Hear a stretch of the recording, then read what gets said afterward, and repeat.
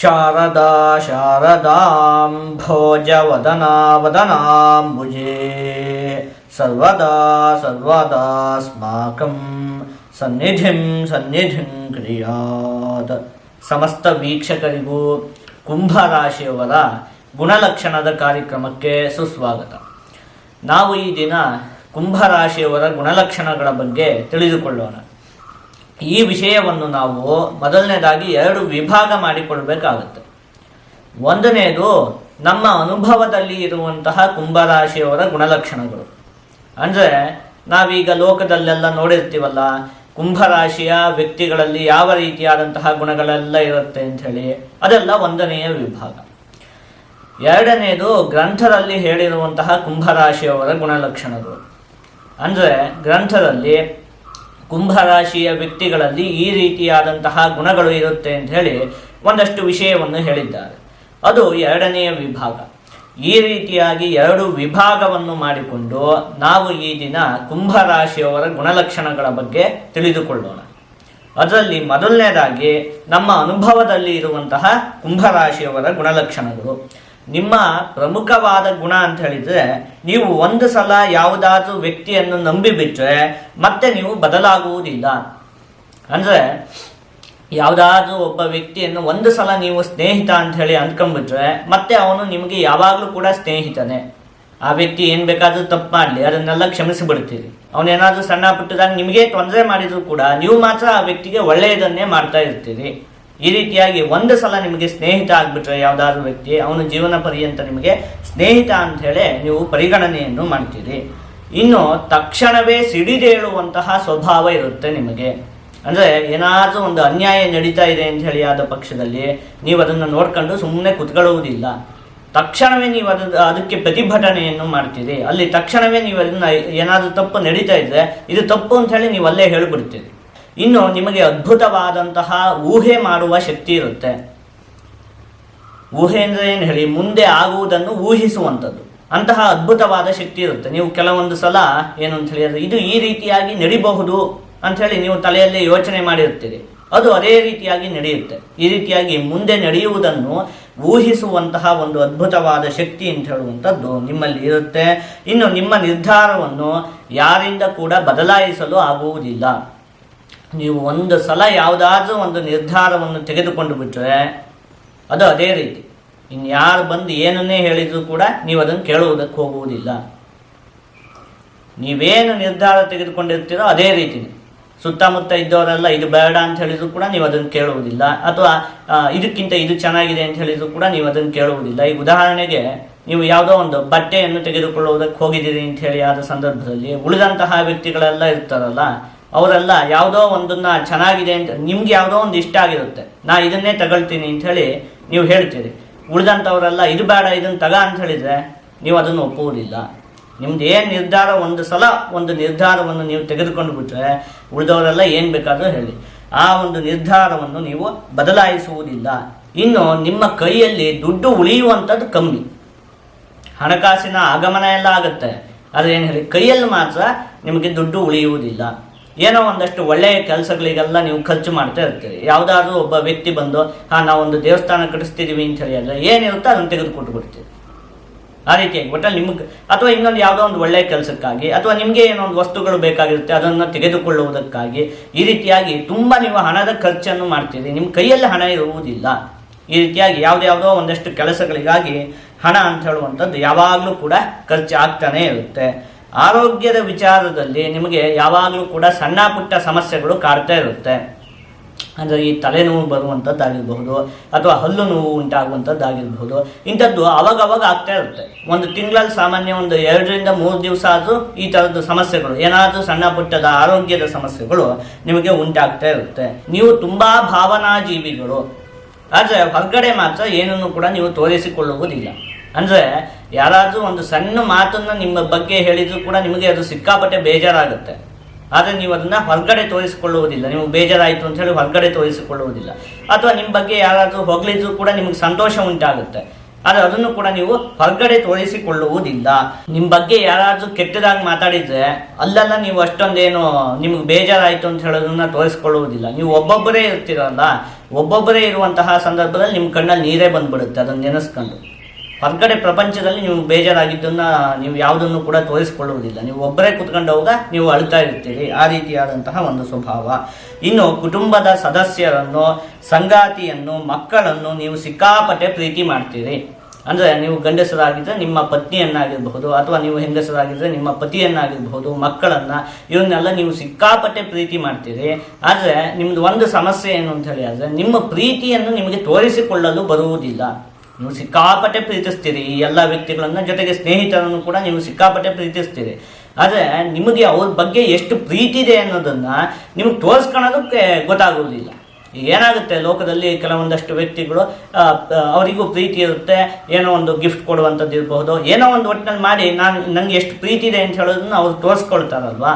ಆದರೆ ನಿಮಗೆ ಮಾತ್ರ ಆ ವಿಚಾರ ಗೊತ್ತಾಗೋದು. ನೀವು ಸಿಕ್ಕಾಪಟ್ಟೆ ಪ್ರೀತಿ ಮಾಡ್ತೀರಿ, ಆದರೆ ನಿಮ್ಮ ಎಷ್ಟು ಪ್ರೀತಿ ಇದೆ, ನಿಮ್ಮದು ಪ್ರೀತಿ ಎಷ್ಟು ಇದೆ ಅಂತ ಹೇಳೋದನ್ನ ಹೊರಗಡೆ ತೋರಿಸಿಕೊಳ್ಳುವುದಕ್ಕೆ ನಿಮಗೆ ಗೊತ್ತಾಗುವುದಿಲ್ಲ. ಒಂದು ರೀತಿ ಹೇಳಬೇಕು ಅಂತ ಹೇಳಿ ಆದರೆ ಸಣ್ಣ ಮಕ್ಕಳು ಇದ್ದ ಹಾಗೆ ನೀವು ಏನಾಗುತ್ತೆ ಹೇಳಿ, ಮಕ್ಕಳು ತುಂಬ ಪ್ರೀತಿಯನ್ನು ಮಾಡ್ತವೆ. ಉದಾಹರಣೆಗೆ ತಾಯಿಯನ್ನು ತುಂಬ ಪ್ರೀತಿಸ್ತವೆ, ಆದರೆ ಅದನ್ನು ಅವಕ್ಕೆ ಹೇಳ್ಕೊಳ್ಳೋದಕ್ಕೆ ಗೊತ್ತಾಗುತ್ತಾ, ನಾನು ಎಷ್ಟು ಪ್ರೀತಿಸ್ತಿದ್ದೀನಿ ಅಂತ ಹೇಳೋದನ್ನ ಹೇಳೋದಕ್ಕೆ ಗೊತ್ತಾಗುವುದಿಲ್ಲ. ಆ ರೀತಿಯಾಗಿ ನೀವು ಎಲ್ಲ ಜನಗಳನ್ನು ತುಂಬ ಪ್ರೀತಿ ಮಾಡ್ತೀರಿ, ಆದರೆ ಅದನ್ನು ಹೊರಗಡೆ ತೋರಿಸಿಕೊಳ್ಳುವುದಕ್ಕೆ ನಿಮಗೆ ಗೊತ್ತಾಗುವುದಿಲ್ಲ. ಇನ್ನು ನಿಮ್ಮಲ್ಲಿ ಪ್ರಚಾರ ಪ್ರಿಯತೆ ಕಮ್ಮಿ ಇರುತ್ತೆ. ಈಗ ಏನಾಗುತ್ತೆ ಹೇಳಿ, ತುಂಬ ಸಹಾಯವನ್ನೆಲ್ಲ ಮಾಡ್ತೀರಿ, ನಾವು ಅದನ್ನೆಲ್ಲ ಯೋಚನೆ ಮಾಡಿದ್ವಲ್ಲ, ತುಂಬ ದುಡ್ಡನ್ನೆಲ್ಲ ಖರ್ಚು ಮಾಡ್ತೀರಿ, ಆದರೆ ನಿಮಗೆ ಪ್ರಚಾರ ಅಂತ ಹೇಳುವಂಥದ್ದು ಇಷ್ಟ ಆಗುವುದಿಲ್ಲ. ಲೋಕದಲ್ಲಿ ಹೇಗಿದೆ ಹೇಳಿ, ಏನೋ ಯಾವುದೋ ಒಬ್ಬ ವ್ಯಕ್ತಿ ಕಷ್ಟದಲ್ಲಿದ್ದಾನೆ ಅಂತ ಹೇಳಿ ಆದರೆ ಅವನಿಗೆ ಹೋಗೋದು, 1,000 ರೂಪಾಯಿ ಕೊಡೋದು, ಅದನ್ನೇ ಒಂದು 25 ಫೋಟೋ ತೆಕ್ಕೊಳ್ಳೋದು, ಎಲ್ಲ ಕಡೆ ಹಾಕ್ಬಿಡೋದು. ಆ ಥರ ಮಾಡುವಂತಹ ವ್ಯಕ್ತಿಗಳು ಇರ್ತಾರಲ್ಲ, ಆ ರೀತಿ ಅಲ್ಲ ಅಂತ. ನೀವು ಒಂದು 4 ಜನ ನಿಂತ್ಕೊಂಡಿದ್ರೆ ಯಾವುದಾದ್ರೂ ಒಬ್ಬ ವ್ಯಕ್ತಿಗೆ ಏನಾದರೂ ಸಹಾಯ ಮಾಡಬೇಕು ಅಂತ ಹೇಳಿ ನಿಮ್ಗೆ ಅನಿಸಿದ್ರೆ ಆ ವ್ಯಕ್ತಿನ ಸೈಡಿಗೆ ಕರೆದು ಅಲ್ಲಿ ಅವನಿಗೆ ಏನು ಕೊಡಬೇಕು ಅದನ್ನು ಕೊಡ್ತೀರಿ, ಎಲ್ಲರ ಮುಂದೆ ಮಾಡುವುದಿಲ್ಲ. ಈ ಪ್ರಚಾರ ಪ್ರಿಯತೆ ಅಂತ ಹೇಳುವಂಥದ್ದು ನಿಮ್ಮಲ್ಲಿ ಅತ್ಯಂತ ಕಮ್ಮಿಯಾಗಿರುತ್ತೆ. ಅದಕ್ಕೆ ನನಗೆ ನಿಮ್ಮನ್ನು ನೋಡಿದವಾಗ ಎರೆಹುಳದ ನೆನಪು ಬರುತ್ತೆ. ಇದೇನಪ್ಪ ನಮಗೆ ಎರೆಹುಳ ಅಂಥೇಳಿ ಹೇಳಿಬಿಟ್ರು ಅಂಥೇಳಿ ನೀವು ಆ ಥರ ತಿಳ್ಕೊಳ್ಳೋದು ಬೇಡ. ನನಗೆ ಈ ರಾಶಿಯ ವ್ಯಕ್ತಿಗಳನ್ನು ನೋಡಿದವಾಗ ಎರೆಹುಳ ಇರುತ್ತಲ್ಲ, ಅಲ್ತುವರಂಸ ಅಂತ ಹೇಳ್ತಾರಲ್ಲ, ಅದು ನನಗೆ ನೆನಪು ಬರುತ್ತೆ. ಯಾಕೆ ಅಂತ ಹೇಳಿದರೆ ಅದು ಏನು ಮಾಡುತ್ತೆ ಹೇಳಿ, ಯಾವಾಗ ನೋಡಿದ್ರು ಏನಾದರೂ ಒಂದು ಕೆಲಸ ಮಾಡ್ತಾನೆ ಇರುತ್ತೆ. ಭೂಮಿ ಫಲವತ್ತತೆ ಉಂಟಾಗುವುದಕ್ಕೆ ಏನು ಕೆಲಸ ಬೇಕೋ ಅದನ್ನು ಅದು ಯಾವಾಗಲೂ ಮಾಡ್ತಾ ಇರುತ್ತೆ. ಹಾಗೆ ನೀವು ಕೂಡ ತುಂಬ ಸಹಾಯವನ್ನು ಮಾಡ್ತಾ ಇರ್ತೀರಿ ಈ ಪ್ರಪಂಚದಲ್ಲಿರುವಂತಹ ಎಲ್ಲ ವ್ಯಕ್ತಿಗಳಿಗೂ ಕೂಡ. ಆದರೆ ಯಾವತ್ತಾದರೂ ಎರೆಹುಳ ಭೂಮಿ ಮೇಲೆ ಬಂದು ನಿಂತ್ಕೊಂಡು ನಾನು ಒಬ್ಬ ಇದ್ದೀನಿ, ನಂದು ಒಂದು ಫೋಟೋ ತೆಗೀರಿ ಅಂಥೇಳಿ ಹೇಳುತ್ತಾ? ನಾನು ಒಬ್ಬ ಇದ್ದೀನಿ, ನಾನು ಇಷ್ಟೊಂದು ಕೆಲಸ ಮಾಡ್ತಿದ್ದೀನಿ ಅಂಥೇಳಿ ಯಾವತ್ತಾದ್ರೂ ಭೂಮಿ ಮೇಲೆ ಬಂದು ಅದು ನಿಂತ್ಕೊಳುತ್ತಾ? ಇಲ್ಲ. ಭೂಮಿ ಅಡಿಗಡೆ ಏನೇನು ಕೆಲಸ ಬೇಕೋ ಅಷ್ಟು ಸಹಾಯವನ್ನು ಕೂಡ ಮಾಡ್ತಾ ಇರುತ್ತೆ. ಆ ರೀತಿಯಾದಂತಹ ಒಂದು ಸ್ವಭಾವ. ನೀವು ಎಲ್ಲ ಸಹಾಯ ಎಲ್ಲ ಮಾಡ್ತಾ ಇರ್ತೀರಿ, ಆದರೆ ಅದು ಯಾವುದನ್ನು ಕೂಡ ಎದುರುಗಡೆ ಪ್ರಚಾರಕ್ಕಾಗಿ ತೋರಿಸಿಕೊಳ್ಳುವುದಿಲ್ಲ. ಒಂದು ರೀತಿಯಾಗಿ ಹೇಳಬೇಕು ಅಂತ ಹೇಳಿದರೆ ಎಲೆಮರೆಯ ಕಾಯಿ ರೀತಿ ಎಲ್ಲದಕ್ಕೂ ಕೂಡ ಹಿಂದುಗಡೆ ಇರ್ತೀರಿ. ಎದುರುಗಡೆ ಪ್ರಚಾರವನ್ನು ನೀವು ಯಾವುದಕ್ಕೂ ಕೂಡ ಬಯಸುವುದಿಲ್ಲ. ಇನ್ನು ನೀವು ವಿದ್ಯೆಗೆ ಅತಿ ಹೆಚ್ಚಿನ ಮಹತ್ವವನ್ನು ಕೊಡ್ತೀರಿ. ಈ ರಾಶಿಯಲ್ಲಿ ಜನಿಸಿದಂತಹ ವಿದ್ಯಾರ್ಥಿಗಳು ಏನು ಓದಬೇಕು ಅಂತ ಹೇಳಿ ತುಂಬ ಆಸೆ ಇರುತ್ತೆ. ವಿದ್ಯೆಯ ವಿಚಾರದಲ್ಲಿ ನಿಮಗೆ ಅತ್ಯಂತವಾಗಿ ಆಸಕ್ತಿ ಇರುತ್ತೆ. ವಿದ್ಯೆಗೆ ನೀವು ಅತಿ ಹೆಚ್ಚು ಮಹತ್ವವನ್ನು ನೀಡ್ತೀರಿ. ಸರಳವಾಗಿ ಒಂದೇ ಒಂದು ಮಾತಿನಲ್ಲಿ ಈ ರಾಶಿಯವರ ಸ್ವಭಾವವನ್ನು ಹೇಳಬೇಕು ಅಂತ ಹೇಳಿ ಅಂದರೆ ನೀವು ಒಂದು ರೀತಿ ಕ್ಯಾಂಡಲ್ ಇದ್ದ ಹಾಗೆ. ಕ್ಯಾಂಡಲ್ ಏನಾಗುತ್ತೆ ಹೇಳಿ, ಅದು ತನ್ನನ್ನು ತಾನೇ ಕರಗಿಸಿಕೊಂಡು ಉಳಿದಂತಹ ಎಲ್ಲ ವ್ಯಕ್ತಿಗಳಿಗೂ ಬೆಳಕನ್ನು ಕೊಡುತ್ತಲ್ವಾ? ಆ ರೀತಿಯಾಗಿ ನೀವು ದುಡಿದಿರುವಂತಹ ಹಣ ಆಗಿರಬಹುದು, ಅದೆಲ್ಲ ಒಂದು ರೀತಿ ಇನ್ನೊಬ್ಬರ ಒಳಿತಿಗಾಗಿ, ಸಮಾಜದ ಒಳಿತಿಗಾಗಿ ನೀವು ಅತಿ ಹೆಚ್ಚು ಅದನ್ನು ವಿನಿಯೋಗ ಮಾಡ್ತೀರಿ. ಅಥವಾ ನಿಮ್ಮ ಪರಿಶ್ರಮ ಇರಬಹುದು, ಅದು ಉಳಿದಂತಹ ನಿಮ್ಮ ಕುಟುಂಬದ ಸದಸ್ಯರಿಗಾಗಿ ಅಥವಾ ಈ ಸಮಾಜದ ಒಳಿತಿಗಾಗಿ ನೀವು ಅದನ್ನೆಲ್ಲ ಅತಿ ಹೆಚ್ಚು ವಿನಿಯೋಗವನ್ನು ಮಾಡ್ತೀರಿ. ಇದಿಷ್ಟು ಕೂಡ ನಮ್ಮ ಅನುಭವದಲ್ಲಿ ಇರುವಂತಹ ಕುಂಭರಾಶಿಯವರ ಗುಣಲಕ್ಷಣಗಳು.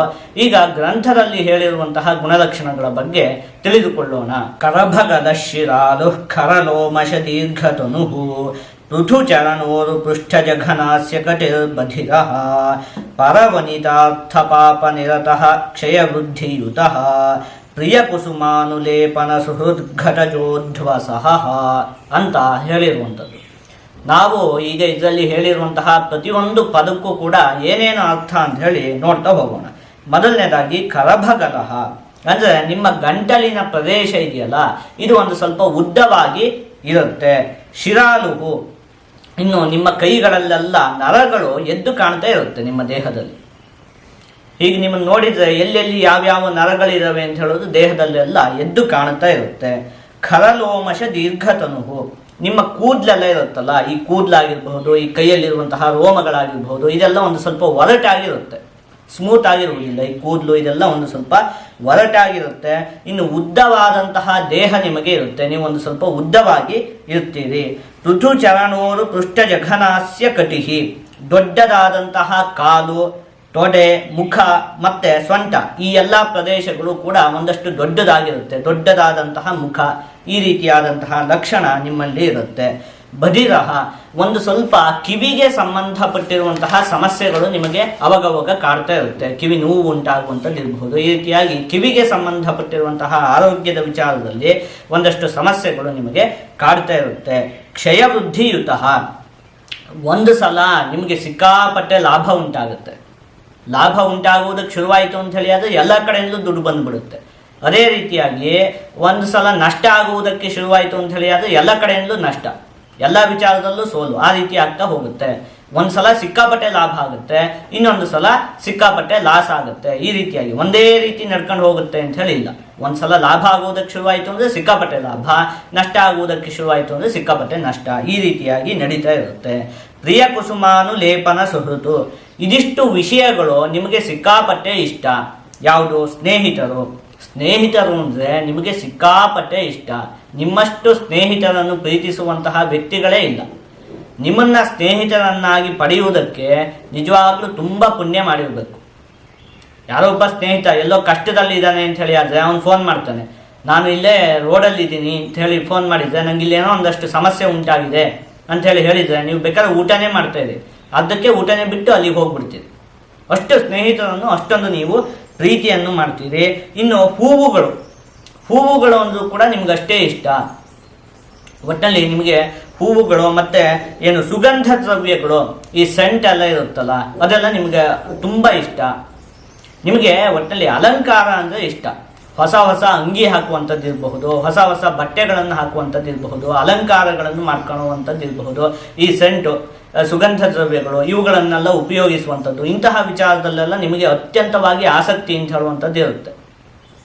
ಒಟ್ಟಲ್ಲಿ ಏನು ಗೊತ್ತಾ, ಯಾವುದಾದ್ರೂ ಒಂದು ವಸ್ತುವನ್ನು ತೆಗೆದುಕೊಳ್ಬೇಕು ಅಂತ ಹೇಳಿ ಆದರೆ ನೀವೇ ಕರೆಕ್ಟ್ ಆದಂತಹ ವ್ಯಕ್ತಿ. ಆ ವಸ್ತುವನ್ನು ಸಂಪೂರ್ಣವಾಗಿ ವಿಮರ್ಶೆ ಮಾಡ್ತೀರಿ, ಈ ವಸ್ತು ಚೆನ್ನಾಗಿದೆಯೋ ಇಲ್ವೋ, ತುಂಬ ಚೆನ್ನಾಗಿರುವಂತಹ ವಸ್ತುಗಳನ್ನು ಕೂಡ ನೀವು ತೆಗೆದುಕೊಳ್ತೀರಿ. ಹಾಗಾಗಿ ಯಾರಾದರೂ ಏನಾದರೂ ವಸ್ತುಗಳನ್ನು ತೆಗೆದುಕೊಳ್ಳುವಂತಹ ಸಂದರ್ಭದಲ್ಲಿ ಸಾಮಾನ್ಯ ನಿಮ್ಮನ್ನು ಕೇಳ್ತಾರೆ, ನೀನು ಜೊತೆಗೆ ಬಾ ಮರೆಯ ಅಂತ, ನಾ ಅದನ್ನು ತಗೊಳ್ಬೇಕಿತ್ತು, ನೀನು ಕೂಡ ಜೊತೆಗಿರು ಅಂತ ಹೇಳಿ. ಈಗ ಯಾವುದೋ ಒಂದು ಅಂಗಿನ ತಗೊಳ್ಬೇಕು ಅಂತ ಹೇಳಿ ಆದರೆ, ಒಂದು ಶರ್ಟನ್ನು ತಗೊಳ್ಬೇಕು ಅಂತ ಹೇಳಿ ಆದರೆ ನಿಮ್ಮನ್ನು ಸಾಮಾನ್ಯ ಜೊತೆಗೆ ಕರ್ಕೊಂಡು ಹೋಗ್ತಾರೆ. ಯಾವ ಶರ್ಟ್ ಚೆನ್ನಾಗಿದೆ ಮರೆ ನೀನು ನೋಡು ಅಂತ. ಯಾಕಂದರೆ ನಿಮ್ಮದು ಒಂದು ಸೆಲೆಕ್ಷನ್ ಅಂತ ಹೇಳುವಂಥ ಅಷ್ಟೊಂದು ಚೆನ್ನಾಗಿರುತ್ತೆ. ಜೊತೆಗೆ ನೀವು ಕೂಡ ಯಾವಾಗಲೂ ಒಳ್ಳೊಳ್ಳೆ ಬಟ್ಟೆಗಳನ್ನು ಹಾಕುವಂಥದ್ದು, ಈ ರೀತಿಯಾಗಿ ಅಲಂಕಾರದ ವಿಚಾರದಲ್ಲಿ ನಿಮಗೆ ಆಸಕ್ತಿ ಅಂತ ಹೇಳುವಂಥದ್ದು ಇರುತ್ತೆ. ಇನ್ನು ಅಧ್ವಸಹ, ಸುತ್ತುವುದು ಅಂದರೆ ನಿಮಗೆ ಸಿಕ್ಕಾಪಟ್ಟೆ ಇಷ್ಟ. ಸುತ್ತುವುದು ಇಷ್ಟವಾಗಿರುವಂಥದ್ದು ಬೇರೆಯವರಿಗೂ ಕೂಡ ಇಷ್ಟ ಆಗುತ್ತೆ. ಆದರೆ ನೀವು ಯಾವ ರೀತಿ ಅಂತ ಹೇಳಿ ಆದರೆ, ಈಗ ಎಲ್ಲ ಜನಗಳು ಕೂಡ ಒಂದು ಕಡೆ ಕುತ್ಕೊಂಡಿದ್ದಾರೆ, ಅಲ್ಲಿ ಯಾರಾದರೂ ಬಂದು, ಈಗ ನಾವೊಂದು ಟೂರ್ ಇಟ್ಟಿದ್ದೀವಿ, ಒಟ್ಟು 365 ದಿವಸದ ಟೂರು, ಅಂದರೆ ಒಂದು ವರ್ಷ ಇಡೀ ಪ್ರವಾಸ. ಯಾರ್ಯಾರು ಬರ್ತೀರಿ ಅಂತ ಹೇಳಿ ಕೇಳಿದರೆ, ಪ್ರವಾಸ ಹೋಗೋದಕ್ಕೆ ಆಸಕ್ತಿ ಇರುವಂಥವ್ರು ಅಲ್ಲಿ ತುಂಬ ಜನ ಇದ್ದರೂ ಕೂಡ ಒಂದು 10 ದಿವಸ ಆದರೆ ಬರಬಹುದಿತ್ತು, 45 ದಿವಸ ಆದರೆ ಬರಬಹುದಿತ್ತು, ಆದರೆ 1 ವರ್ಷ ಅಂದರೆ ಆಗೋದಿಲ್ಲ ಅಂಥೇಳಿ ಎಲ್ಲ ಚಿಂತೆ ಮಾಡ್ತಾ ಇದ್ರು ಕೂಡ ನೀವು ಮಾತ್ರ 2 ಕೈನೂ ಕೂಡ ಎತ್ತಿರ್ತೀರಿ, ನಾ ಬರ್ತೀನಿ ಅಂತ. 1 ಕೈನೂ ಅಲ್ಲ, 2 ಕೈನೂ ಎತ್ತುತ್ತೀರಿ. ಆ ರೀತಿಯಾಗಿ ಅಷ್ಟೊಂದು ನಿಮಗೆ ಪ್ರವಾಸ ಅಂತ ಹೇಳಿದ್ರೆ ಇಷ್ಟ. ಮತ್ತೇನು ಹೇಳಿರುವಂಥದ್ದು ಹೇಳಿ, ಅಧ್ವಸಹ, ಎಷ್ಟು ದಿವಸ ಬೇಕಾದರೂ ಆಗಲಿ ನಿಮಗೆ ಅದರಲ್ಲಿ ಏನು ಕೂಡ ಕಷ್ಟ ಆಗುವುದಿಲ್ಲ. ಅಂದರೆ ನಮಗೆ ಯಾವಾಗ ಹೇಳಿ ಯಾವುದಾದ್ರೂ ಒಂದು ವಿಷಯದಲ್ಲಿ ಕಷ್ಟ ಉಂಟಾಗುವುದಿಲ್ಲ. ನಮಗೆ ಆ ಕೆಲಸ ತುಂಬ ಇಷ್ಟ ಆಗಿದೆ ಅಂತ ಹೇಳಿ ಆದರೆ ಆ ಕೆಲಸ ಎಷ್ಟು ಬೇಕಾದರೂ ಕಷ್ಟ ಇರಲಿ, ನಮ್ಗದು ಕಷ್ಟ ಅಂತ ಹೇಳಿ ಅನಿಸೋದೇ ಇಲ್ಲ ಅಲ್ವಾ.